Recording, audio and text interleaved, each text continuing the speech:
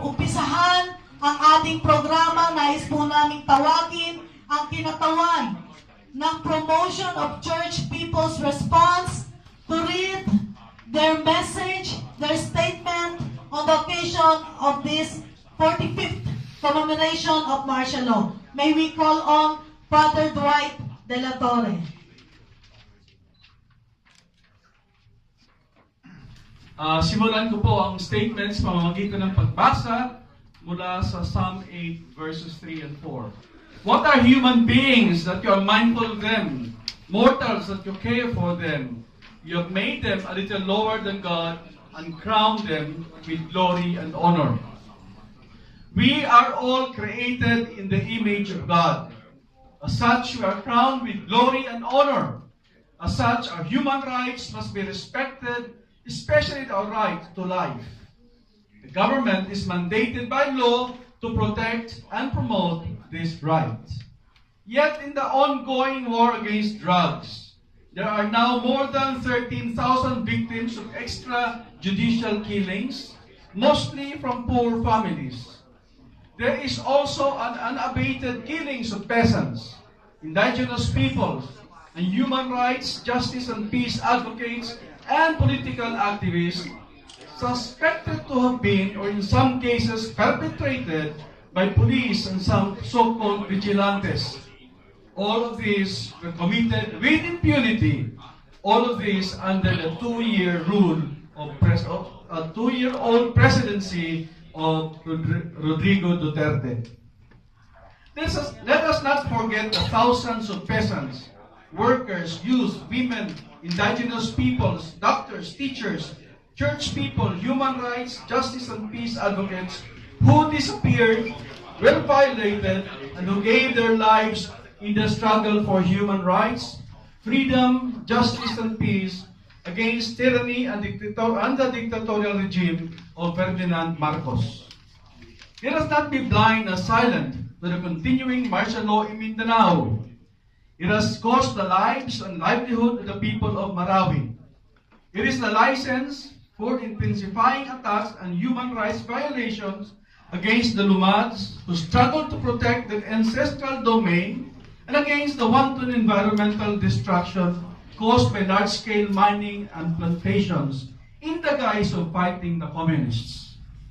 Let us not be blind and silent while innocent lives and youths like those of Kian de los Santos, Carl Arnaez, Rinaldo de Guzman, Obel Bayao, and many more who are slaughtered and killed by police and armed elements.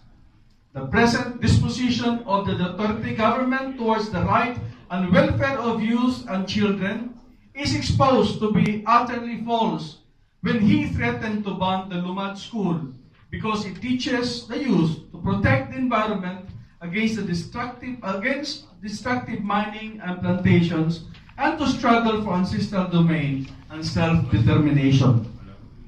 Let us not be deaf to the lamentation and cry for justice of many OFWs, mothers and fathers who lost their children, and children who have become orphans in the so-called war against drugs, and intensifying attacks against the ordinary people. We will not cower in fear, despite the many attempts of the Duterte government to silence its critics by threatening the Supreme Court and Ombudsman with impeachment and the Commission of Human Rights with a severely reduced budget of 1,000 pesos. Instead, we will continue to struggle towards God's kingdom until human rights, justice, and peace prevail in the country. Indeed, according to the book of Proverbs, chapter 29, verse 2, when the righteous are in authority, the people rejoice. But when the wicked rule, the people groan.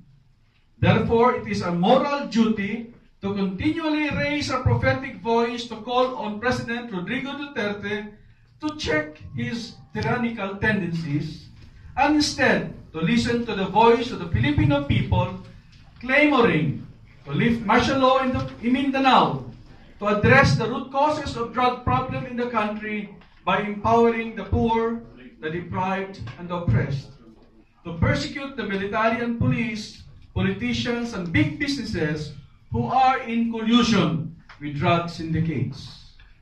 We say no to the rehabilitation of the Marcoses, which is tantamount of revising the darkest years of Philippine history and letting the Marcos family to escape from their criminal liabilities against the Filipino people.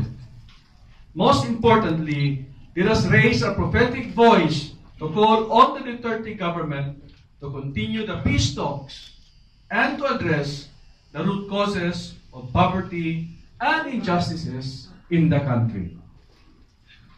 No to martial law! No to martial law! No to martial law! No to martial law! No to dictatorship! No to dictatorship! Stop the killings now! Stop the killings now! Thank you, Father Dwight, from the Promotion of People's Response. Now you hear the message of our from the